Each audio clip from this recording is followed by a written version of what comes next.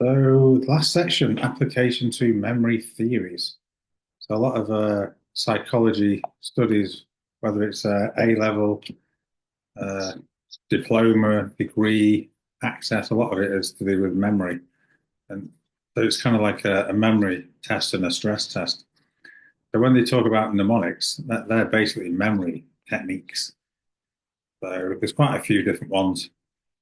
Some athletes like doing things like mind maps, some like rap songs that I've also put on here throughout the course, memory raps, method of loci, peg words, different mnemonics to help try and remember things, acronyms like Richard of York, a battle in vain, remember colours of the rainbow.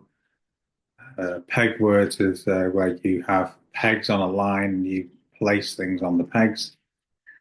Method of loci is where you have a familiar journey in your mind and you place things along the journey. When I did my first degree, I used visual imagery of a house where I lived. In each room, I had different things. So in one room, it was kind of like a Freud room, psychodynamic things around. In another room, it was something else, and I could visualize going around the house, and I'd rehearse that way to help remember things. And a lot of these things help to fire off memory, so that memory cues. In terms of memory techniques for things like numbers or lots of information, chunking is a good way.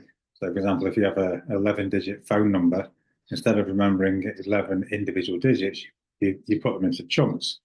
So you might have a 07868 blah blah blah blah blah blah, and that helps to organize, and that means you can remember more information in less chunks, which helps for recall. So revision, mind maps are good, flashcards are quite good. Um, Things like just talking about the subject, some people find it helps. Um, Actively recalling what you've just learned by writing everything down. That's a good way to help remember information. I think getting immersed in it is a good way. There's that much to learn in psychology. It can seem a bit overwhelming, so you've got to do it in bite-sized chunks where you're focused and then take a break rather than trying to revise for 6 7 hours. In terms of teaching or psychology, say education, scaffolding. The scaffolding is where you have like a zone of proximal development and you help someone to get to the next level. Piaget's work in education is quite relevant. And Vygotsky. And I think maybe the teaching style, like how you like to learn. So some people are visual learners, people like to talk about things, some people like to do things. So you're trying to find the best methods for you, help to condense your learning. Uh, Due to technology nowadays, there's lots of things digitally that you can use.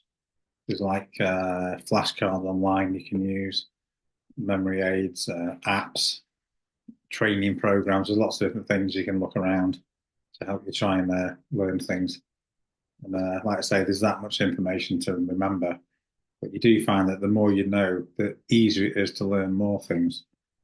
So hopefully the course has helped and you've learned some new things, and you can definitely look up more information on areas that we talked about and try and answer the questions because that'll help to develop your understanding of the subject as well.